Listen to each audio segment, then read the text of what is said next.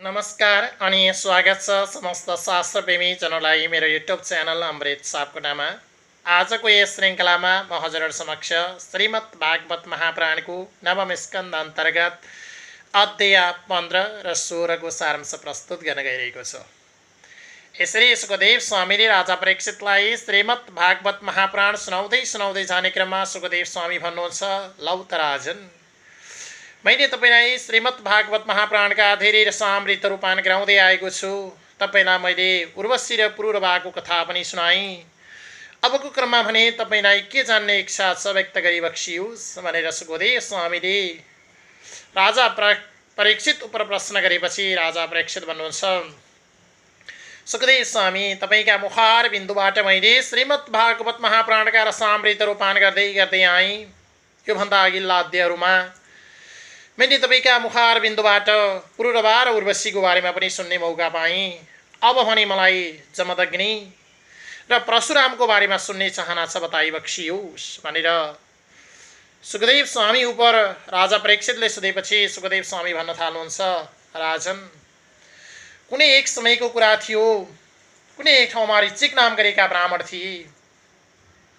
ऋचिक नाम गरेका ब्राह्मण अत्यन्तै धर्मात्मी थिए। उनले ज्ञाति कर्म गर्थे।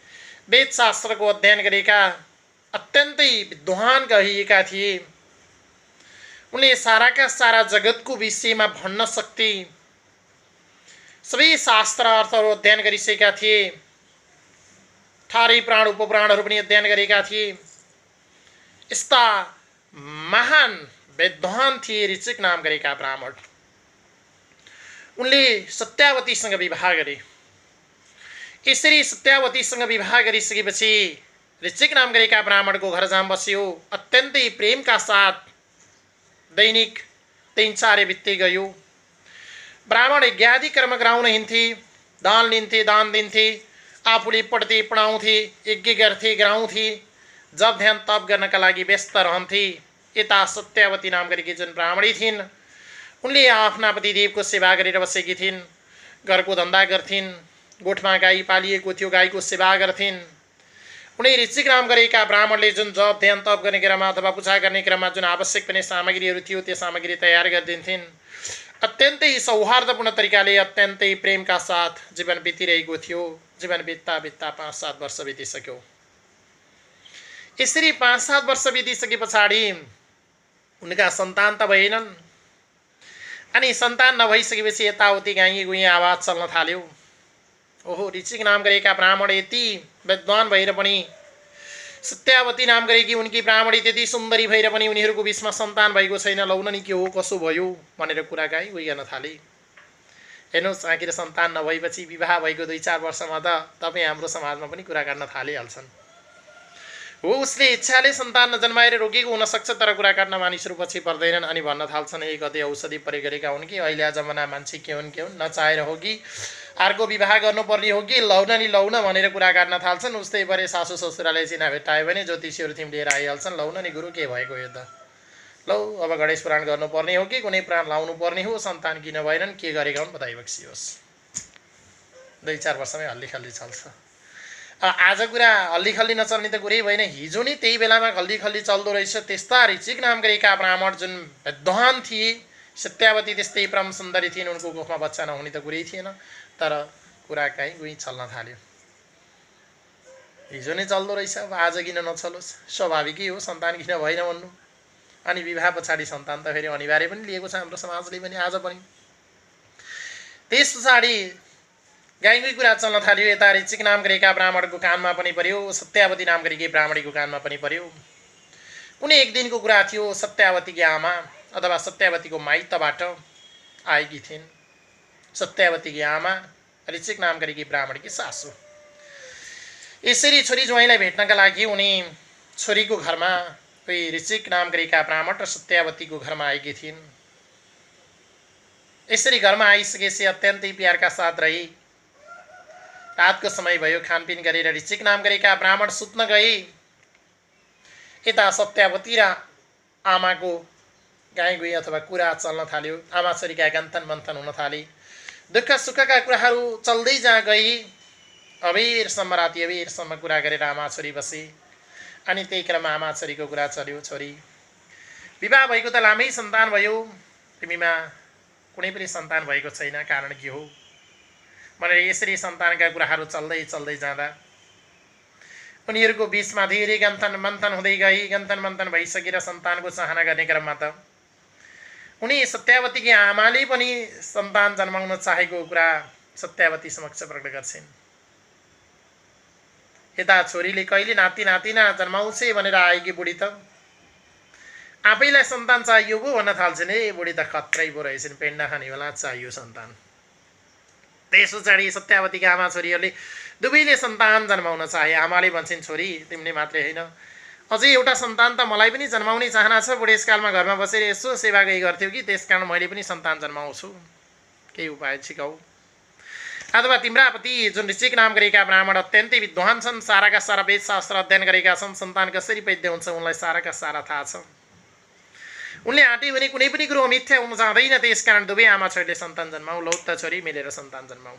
हेर्नुहोस् त बुढी खत्रै रहेछन्, छोरीका घरमा आए कि मिलेर सन्तान जन्माऊ भन्छन्।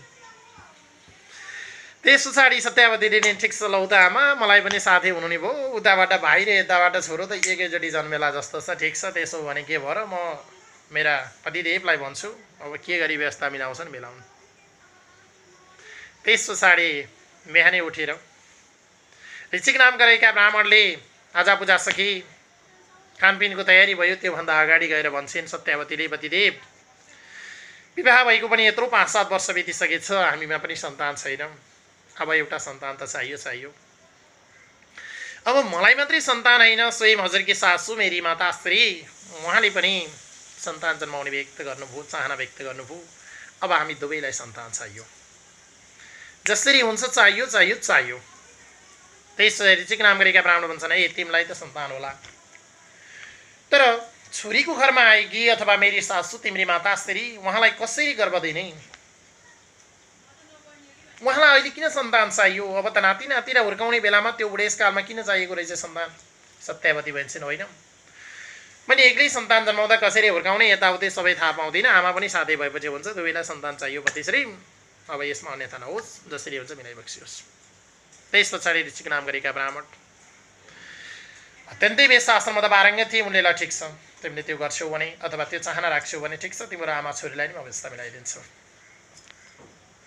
यसरी आमा छोरीलाई नि व्यवस्था मिलाइदिन्छु भनिसकेपछि जहाँ ऋषिक नाम गरेका ब्राह्मण थिए उहाँले वेदको मन्त्रद्वारा अभिमन्त्रित गरेर चारु पाक तयार गरिराख्नुभयो। दुईटा भाँडोमा, एउटा भाँडोमा आफ्नै सासू अथवा श्रीमतीकी आमा सत्यावतीकी आमालाई दिनका लागि चारु पाक तयार गर्नुभयो वेदका मन्त्रले अभिमन्त्रित गरेर, भने अर्को भाँडोमा आफ्नी श्रीमती अथवा सत्यावतीलाई दिनका लागि तयारी गरेर राख्नुभयो। चारु पाक तयार भयो वेदका मन्त्रद्वारा। हेर्नु शक्ति कस्तो छ, वेदका मन्त्रले फुकेर चारु पाक रेडी गरिदिएपछि तयारी गर्यो। त्यही स्वाट्ट जसलाई हो चाहिएको त्यसलाई पान गराइदियो। जस्तो जुन सन्तान जन्माउने चाहना गरिएको छ अथवा जुन इच्छाले सन्तान जन्माउने चाहना गरिएको छ त्यही इच्छा लिएर अथवा त्यही कामनाले स्वाट्ट त्यो चारु पाक खाइदिइसकेपछि तदनुरूपको गर्भ रहन्थ्यो।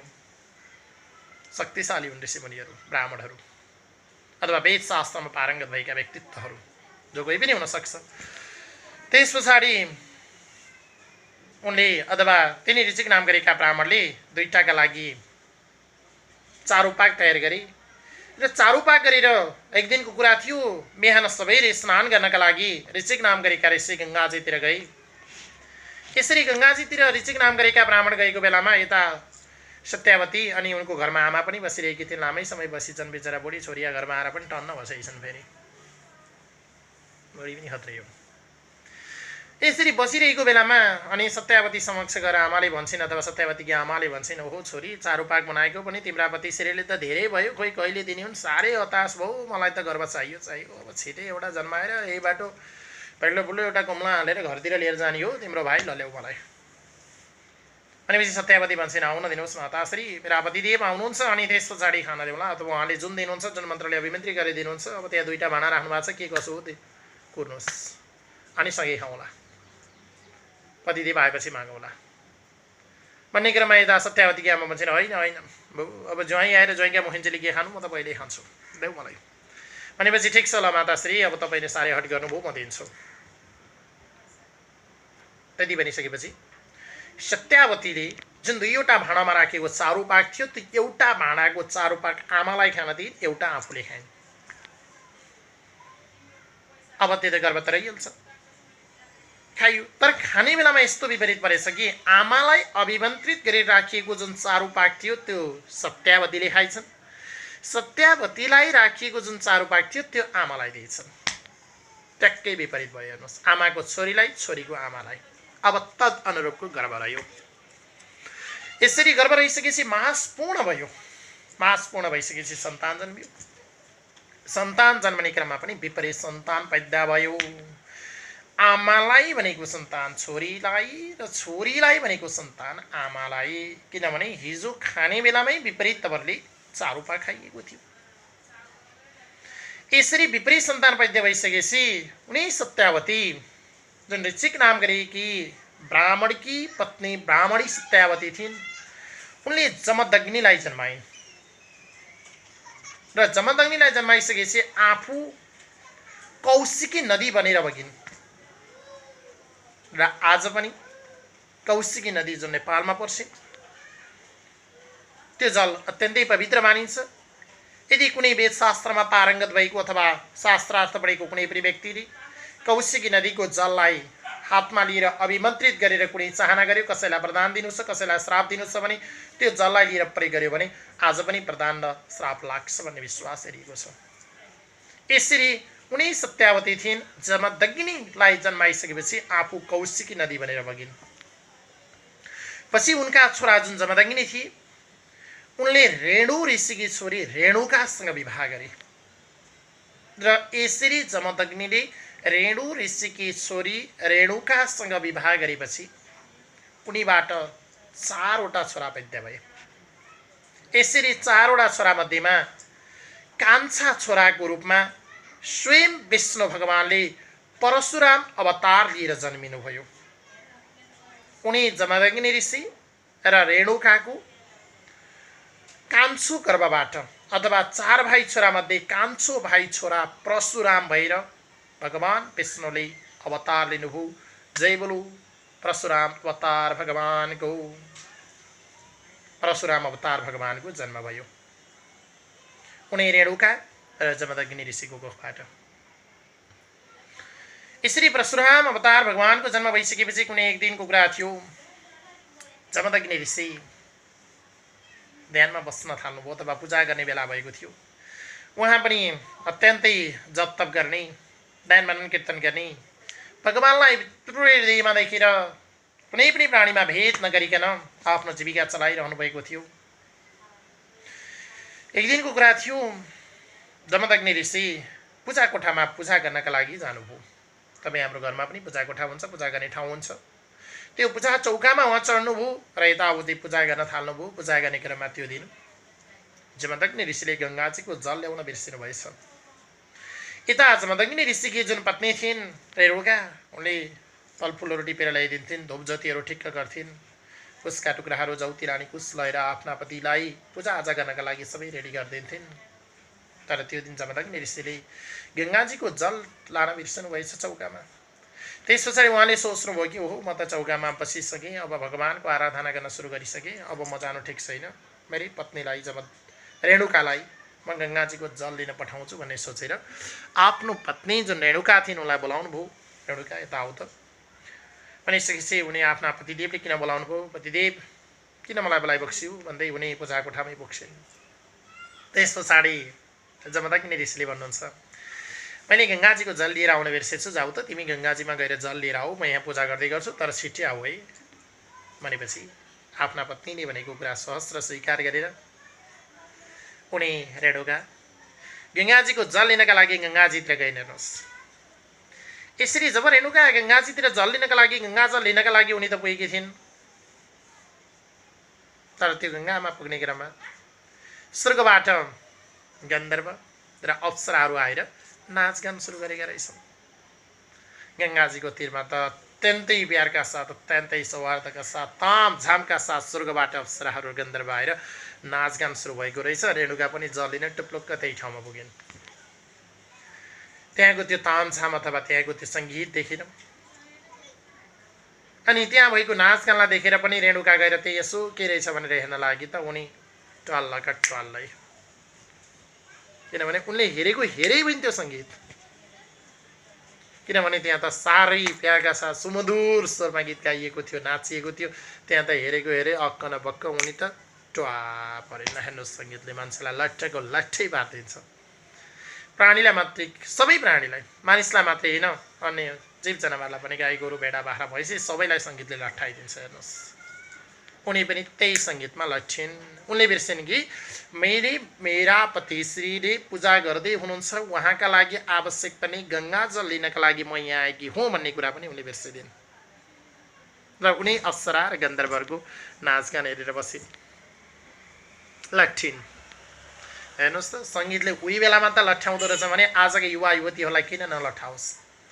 कहीँ बाजा गाजा बजोस् त मान्छेले खाना लागेको घाँस छोडेर पनि ब्रकसी हानेर जान्छ। कहीँ कसैले सुमधुर स्वरमा गीत गाएको कस्तो टल्लका टल्ल परेर सुन्छ, मान्छे वा पर्छ। हेर्दा हेर्दै गीत हेर्दा हेर्दै यता हरिसक्यो हुन्छ, उता के भयो हुन्छ। उता कसैले नाच्यो भने यता बुरु बुरु खुट्टा नाच्छन् कसैका, उता ताला कोही नाचेछ यता खुट्टा ठोक्ने अथवा हात ठोक्ने, यसो यसो चल्छ। आजका मानिसलाई, कलियुगका मानिसलाई सङ्गीतले किन नछोस्। त्यही भएर त उनी यस्तै सङ्गीतले बनाएर मान्छे साराका सारा टिकटक र मोबाइलमा मात्रै। आज हेर्नुहोस् त दुनियाँ, आजका किन टिकटक र मोबाइल, हिजो उही बेलामा चाहिँदो रहेछ। त्यस्ता त्यस्ता ऋषिकी पत्नी जल लिन गएकी त उनी अप्सरा र गन्धर्वलाई देखेपछि बोल्दै मोहित भइन्। है लट्ठकै लट्ठै परिन् भने आज लट्ठ नहुने कुरै छैन, यसमा अन्यथै रहन्छ, जति लट्ठ परे नि हुँदो रहेछ। त्यस पछाडि यता जुन जमदग्नि ऋषि थिए, उनी त अब जब ध्यान गर्दै थिए, जब सकियो पूजाआजा गर्ने बेला आयो, पत्नी आउलिन आउलिन आउलिन आउँदै आउँदैनन्। अब आउलिन 5 मिनट भयो, 10 मिनट भयो, 15 मिनट, 20 मिनट, आधी घन्टा, 1 घन्टा, 2 घन्टा, 3 घन्टा, 4 घन्टा, 5 घन्टा, 6 घन्टा बितिसक्यो, आउँदै आउँदैनन्। अब पूजा चौकामा बसेको मान्छे गङ्गाजीको जललाई अर्पण नगरिकन अथवा भगवानलाई नचराइकन उनी निक्लने त कुरै थिएन। उनी जब ध्यानमा बसे, तर श्रीमती आउलिन आउलिन आउलिन आउँदै आउँदैनन्। उठेर चिच्याउनु पनि भएको छैन। साह्रै गाह्रो भयो जमदग्नि ऋषिलाई र भित्र भित्र उहाँको रेस उठ्न थाल्यो। हेर्नुहोस्, ऊ जब ध्यानमा बसेको मानिस रिसाउनु त नहुने हो। त्यहाँ बसेर पनि रिसाइन्छ भने के का लागि जब ध्यान, के का लागि ती चौका, के का लागि देवता, बाहिरी बसे भइहाल्यो नि। त्यहाँ बसेको बेलामा रिसाउनु त नहुने हो। तर जमदग्नि ऋषिलाई साह्रै रिस उठ्यो। हेर्नुहोस्, अति भएपछि त जसलाई पनि रिस उठ्छ। कुराउने पनि एउटा सीमा हुन्छ नि। 5 मिनट भनेको 10 मिनट आउला, 20 मिनट आउला, आधी घन्टै लाउला, घाटे 5-6 घन्टा भइसक्यो, दिन टालिसक्यो, आउले नालेर आउँदै आउँदैनन्। दिउँसोको पूजा सके, बेलुका पूजा गर्ने बेला भयो, आउँदैनन् श्रीमती। त्यसपछि साह्रै रिसाएर बस्नुभएको थियो जमदग्नि ऋषि। 5-7 घन्टाको अवधि पछाडि रेणुका बल्ल हातमा जल लिएर आइन्, किनभने उता अप्सरा र गन्धर्वले नाचगान सके गए स्वर्गतिर। त्यस पछाडि बल्ल उनी नाचगान सकिएपछि बल्ल सम्झिन् कि ओहो, मैले त हातमा माडो छ, उनका हातमा त माडो देखेर बल्ल जस्किन्। ल त मैले त मेरा पतिले पूजा गर्न लागेको बेलामा गङ्गाजीको जल लिएर जान्छु भनेर पो आइगयो भने बल्ल पो सोध्छिन्। हेर्नुहोस्, कहिले काहीँ हुन्छ नि, हामीले हातमा केही वस्तु लिएको हुन्छ, उस्तै पनि त्यही वस्तु खोजे गर्छौँ, वाल्ला र टुवाल्ला। के गर्न लाग्यो बिर्सन्छौँ भने कहिले काहीँ यसो सोचेर काम गर्छु भने यति अगाडि गयो, उतापट्टि गएपछि बिर्स्यो। के काममा गएको आयो, फर्लक्क फर्केर आयो, फर्लक्क बिर्स्यो, अनि त्यसपछि ए मैले त त्यो काम गर्न गयो बिर्सेछु। आज पनि हुन्छ, ऊ बेला नि हुँदो रहेछ। फेरि बल्ल उनी जल लिएर आइन्। यता जमदग्नि ऋषिलाई साह्रै रिस उठेको थियो। रेणुकाले जल ल्याएर पतिश्री आज त ढिलो भयो, माफी होस्, माफी भन्ने जल दिन्छन्। त्यस पछाडि ऋषिले साह्रै रिसाउँछन्, त कहीँ नभएकी अलक्षी नेणङ्गी नि त्यस बेला गइतिस्, के लिन गइस्, कसलाई हेरेर गइस्, कोसित लाइस् भने त रिस त बुढा त चर्किन थाले। हेर्नुहोस्, बुढो त खत्रै रहेछ भन्न थाल्यो। है कोसित बसिदिस्, कहाँ गइस्, कोसित गएर क्याएर यति बेर ल बसिएर आइस्, अझ बल्ल आउँछिस् जल लिएर, त दुष्ट होस्, तँलाई त नमारी छोड्दिनँ भनेर बुढो त ज्ञान किन थाल्यो। अब यता रेणुका त बोल्ने उपाय नै छैन, किनभने गल्ती त उनले गरिसकेकी छन्। उनी नबोलिकन बसिन्। त्यही क्रममा पनि जमदग्नि ऋषिको रिस शान्त भएन। बुढा कडै थिए, बस गरी रिसाए। त्यस पछाडि आफ्ना 4 भाइ छोरामध्ये जेठो छोरालाई बोलाए। बाबु छोरा तिमी यता आऊ। जेठो छोरा आफ्ना पिताश्रीले किन बोलाउनु भयो भने सर्र त्यहाँ पुग्छन्। पुगिसके पछाडि जेठो छोरालाई भन्छन्, नजिकैको जहाँ जमदग्नि ऋषिले नजिकै एउटा तरबार थियो, त्यो तरबारलाई देखाउँदै भन्छन्, बाबु त्यो तरबार समात जाऊ। आफ्ना पिताश्रीको वचनलाई त मिथ्या गर्नु भएन, नबोलिकन गए त्रुक्क तरबार समाते। त्यस पछाडि ल पिताश्री के गरौँ भन्नुहोस्। त्यस पछाडि बुढा त साह्रै रिसाएका थिए, एकदम झोकिएका बारा भने ल बाबु तिमी जेठो छोरा मेरो, आफ्ना पिताको वचनलाई मिथ्या गर्न हुँदैन, जाऊ तिम्रो आमालाई चट्टाचट काट। है बुढो त कडा रहेछ हेर्नुहोस्, आमालाई काट पो भन्छ है। जमदग्नी ऋषि तिम्रो आमा जुन रेणुका छन् त्यसलाई चट्टाचट काट बाबु जाऊ। अब त साह्रै सङ्कट पर्यो छोरालाई, जमदग्नीका छोरालाई, जेठा छोरालाई। नकाटौँ पिताश्रीको वचन मिथ्या भइसक्यो, काटौँ आफ्ना माताश्रीलाई कसरी काट्ने। ओहो धारे त साह्रै धर्म सङ्कट भयो, अक्क नबक्क हेरे भयो। काट बाबु काट, काट्दैन सकिन। त्यस पछाडि पुनः भन्छ, छोराले भन्छ जमदग्नी ऋषि समक्ष, पिताश्री मलाई जुन काम गराउनुहोस् म गर्छु, जस्तोसुकै दण्ड दिनुहोस् म सहन्छु, तर पिताश्री म साह्रै धर्म सङ्कटमा पनि तातो दुध निल्नु नउकेल्नु, निल्यो भने पोल्यो, उकेल्यो भने दुधो गइहाल्यो, मलाई त आपत्ति पऱ्यो, मैले माताश्रीलाई काट्न सक्दिनँ। उपरसेमा राखियोस्, जस्तो कारबाही पनि म सहन तयार छु, तपाईँको वचन त मिथ्या भयो, मैले सकिनँ, तरबार राखेँ। अब जमदग्नी ऋषि साह्रै चाह्यो, ए दुष्ट त छोरा भएर पनि मेरो आफ्नै पिताको वचनलाई मिथ्या गरिस्, त पनि देखलास् म हँस्लास्। जमदग्नी ऋषिलाई साह्रै रिस उठ्यो, चौकाबाट निक्लनु परेको छैन। दोस्रो चाहिँ छोरा माइलो छोरालाई बोलायो, बाबु छोरा यता आऊ तिमी। माइलो छोरा है पिताश्री के भयो भन्दै हाजिर भइहाल्यो। त्यो दरबारसम्म आऊ, समात्यो। त्यस पछाडि माइलो छोरालाई आदेश दिए कि जमदग्नी ऋषिले तिम्रो यो जेठो भनेको दाई र तिम्री आमा जुन रेणुका चाहिँ दुईटैलाई चट्टाचट काट बाबु। आपत्ता माइलोलाई पनि आइहाल्यो, के गर्ने अब, आफ्ना दाइलाई काट्नु पनि भएन, माताश्रीलाई काट्नु पनि भएन, साह्रै धर्म सङ्कट भयो। उसलाई पनि तातो दुध निल्नु नगेल्नु, निल्यो पोल्यो, गेल्यो दुधो गइहाल्यो, हेर्नुहोस् त अप्ठ्यारो। त्यस पछाडि माइलो साईले पनि भन्यो, अहो पिताश्री मलाई त साह्रै धर्म सङ्कट पर्यो, कसरी मेरो दाइलाई काटु, कसरी माताश्रीलाई काटु, जस्तोसुकै सजाय दिनुहोस् म सहन तयार छु, जस्तोसुकै काम गराउनुहोस्, अन्य काम गर्नका लागि म तयार छु, यो काम सकिनँ पिताश्री माफी होस्। जमदग्नी ऋषिलाई फेरि रिस उठ्यो, ए पिताको वचन अमिथ्या गर्ने तिमीहरू कति दुष्ट, अनि तिमीहरू कि आमा यो नकचरी यो ड्याङ्गिरी कति बेला गयो कि हो, जल लिएर आउली भन्नको साटो यस बेला लिएर आउँछ, तिमीहरू दुईटा पनि उस्तै यसैका पछि लाग्ने, पक देखलास कालास। जमदग्नी बुढो जनै रिसाउन थाले। त्यस पछाडि साइलो चाहिँ छोरालाई बोलायो, बाबु छोरा यता आऊ तिमी। यताबाट साइलो दौडिँदै पुग्यो, पिताश्री के कामले बोलाइ बक्सियोस्, निवेदन होस्।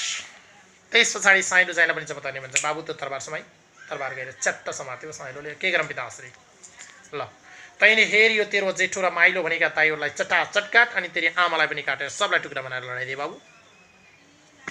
आपत्त साइलोलाई पनि आइलाग्यो, ओहो काट्ने कसरी, नखाउँ भने दिनभरिको शिकार खाउँ भने खान्छ बाबुको अनुहार। पिताश्रीलाई वचन दिइहाल्यो, अब वचनबाट चुकिहालिन्छ, काटौँ भने आफ्ना दाईहरू र आफ्नो माताश्रीलाई कसरी तरबारले काट्ने, नकाटौँ भने पिताको वचन अमिथ्या भयो, साह्रै धर्म सङ्कट भयो। अब कहिलेकाहीँ सत्यनाशभन्दा वर्धनाश ठिक हुन्छ पिताश्री, तपाईँका वचनमा चुकेँ, ठिक छ केही छैन, मलाई जस्तो सुकै सजाय गरी बक्सियोस्, अन्य जुन कुनै काम गराइ बक्सियोस्, म गर्छु, तर मेरा यी दाईहरू र मेरा माताश्रीलाई म काट्न सक्दिनँ, म माथि क्षमा होस्। साइलोले पनि निवेदन गर्छ, काट भनेर काट्न त कसलाई पो सजिलो छ र। अनि बुढो पनि कति माथि रिसा काटे, काट कि काट भन्छ, जुन जान्छ उसलाई काट, जुन जान्छ उसलाई काट भन्छ, के विधि रिसा रहेछ। आज भन्छ नि गाउँघरमा प्रेसर आइछ, त्यसले त जे पनि गर्छ, त्यसित बोल्न हुन्न, रिसाइहाल्यो भने हिँड्नुपर्छ। प्रेसर आइ त उही बेला हुँदो रहेछ, आज कि नाप्न पऱ्यो, यति छ र उति छ, बढेर घट्यो, करेला खाइन्न नुन खाने भनेर, बेकार रहेछ। उही बेला जमदग्नी ऋषिको नि प्रेसर त आइरहेछ, बुढा हरिस त शान्त होला होला भन्नै पर्दैन रे, बुढालाई उही बेला करेलो खाइदिनु पाएन, नकाट भन्दो रहेछ बरु। त्यस पछाडि साह्रै भयो, कसैले पनि टेर्दैन, तिनटै भाइ छोराले बुढालाई जन्माथि जन रिस उठ्यो, पूजा कोठाबाट निक्लन पनि भएको छैन। त्यसपछि कान्छो छोरा जुन भगवान्का अंशावतार थिए परशुराम बाबु परशुराम तिमी यहाँ आऊ। कान्छो छोरा दौडिँदै गयो, पिताश्री के भयो भन्नुहोस्, म एउटा कुरो भन्छु मान्छौ भनेर परशुरामलाई सत्रासी परशुराम भन्छन्, म मान्छु पिताश्री, पिताको वचन अमिथ्या हुने त कुरै छैन, भन्नुहोस् मात्रै पिताश्री के गर्न भयो। ओहो कान्छो त भगवान्कै अंशावतार थियो, साह्रै हटी मान्छे, बहादुर वीरता देखाउँछ नि। त्यसपछि त्यो तरबार समाऊ बाबु। जमदग्नी ऋषिले भन्छन्, च्याप्प गएर उनी तरबार समात्छन्।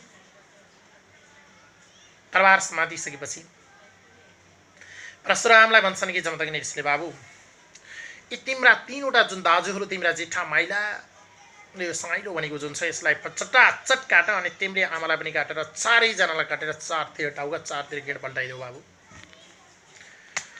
परशुरामलाई पनि धर्म सङ्कट आइहाल्यो गर्ने के। त्यस पछाडि पिताको वचनलाई मिथ्या गर्न हुँदैन भनेर त्यो शास्त्र अथवा त्यो जुन तरबारलाई ढोक गर्दै चट्टाचट परशुरामले के पनि माया नमानिकन आफ्ना तीनवटा दाइलाई स्वाट स्वाट स्वाट गर्दानबाट काटिदिए। टाउको एकातिर गेड एकातिर। तीनजनालाई काट्दा पनि बुढाको रिस मरेन है। अझै भन्छ ओ तेरी आमा मागिरहे दुष्ट त यही हो न कचरियालाई पहिला काट। त्यस्तो चाहिँ अन्तिममा आमालाई पनि परशुरामले च्वाट काटिदिए। चावडा शिर चारतिर तीनवटा दाजुहरूको एउटी आमाको चावडा गिण एकातिर रगत सललललल बग्न थाल्यो। ए बुढा गर्छस् के पूजा हेर्नुहोस् त भगवानका जब ध्यानमा बसेको मान्छे चट्टाचट छोरालाई काट्न लगाइदियो। चारजनाको घिँड पल्ट्यो। काटी हेर्नुहोस् परशुराम खत्रै रहेछन्। पिताको वचन त अमिथ्या हुनु भएन भने काट्दिए। त्यस पछाडि जमदग्नि ऋषि बल्ल रे शान्त भयो बुढाको अनि खुसी हुँदै मुसुक्क हाँसेर भन्छ बाबु छोरा परशुराम पिताको वचनलाई अमिथ्या हुन दिएनौ। छोरो होस् त तिमी जस्तो होस् भन्छ है बुढो अझै तिमी जस्तो होस्। त्यही रिसमा त्यही जमदग्निलाई घुइगाइदियो अनि खान्थ्यो बुढाले बल्ल है। चारजनालाई काटिसक्यो। यसो भएर आज गेहीहरूलाई हो नि गल्ती भयो भनेर सोच्ला भन्न साटो छोरो भएको त तिमी जस्तो होस् पो भन्छ है। अझै उस्साउँछ बुढो त। त्यस पछाडि परशुरामलाई साह्रै खुसी हुँदै भने बाबु छोरो तिमी जस्तो हुनुपर्छ छोरो भनेको। पिताको वचनलाई मिथ्या हुन दिएनौ। ल ठिक छ तिमीले चारैजनालाई काट्यौ। अब के छ तिमीले आशीर्वाद माग अथवा मबाट प्रदान माग।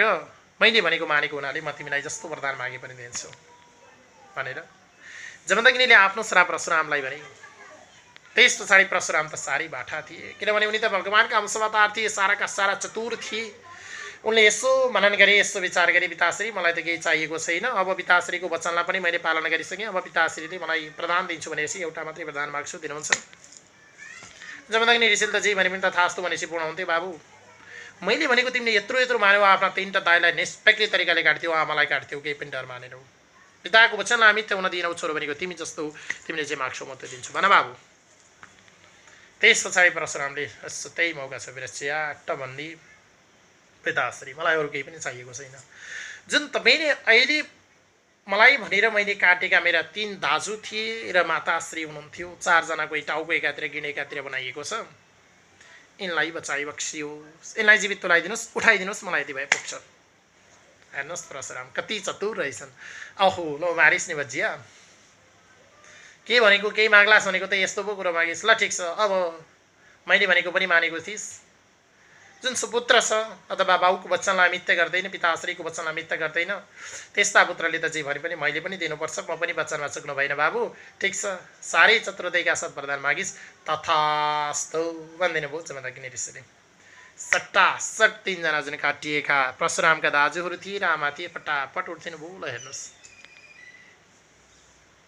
जिउँदै जुरुक्क जुरुक्क जुरुक्क उठ्नुभयो। ऋषिको त्यत्रो शक्ति थियो। त्यस्तो हुन्थ्यो र पो काट्न मन लाउँथ्यो। बल्ल काटे पनि हुन्थ्यो। काट्दा पनि आनन्द आउँथ्यो होला अनि परशुरामलाई। सट्टासट पिताका वचनलाई मिथ्या गरेनन्। उनले सट्टासट काटिदिए। पिताबाट पनि राम्रो भएपछि वरदान माग्ने क्रममा उनीलाई जीवित तुलाउनको लागि वरदान मागिदिए। हेर्नुहोस् उनी पनि ठडिए। पिताका लागि पनि राम्रो फेरि यता मोक्षको बाटो पनि भयो। त्यस्तो हुन्थ्यो र पो काट्न मन लाउँथ्यो। आज त के कुनै काटेर हातमा यसो चिस्सा पार्यो भने औषधि गर्दा पनि हुँदैन रहेर हात छु। त्यस्तो हुँदा पो आदेश दिएको पनि भन्नुहुन्थ्यो।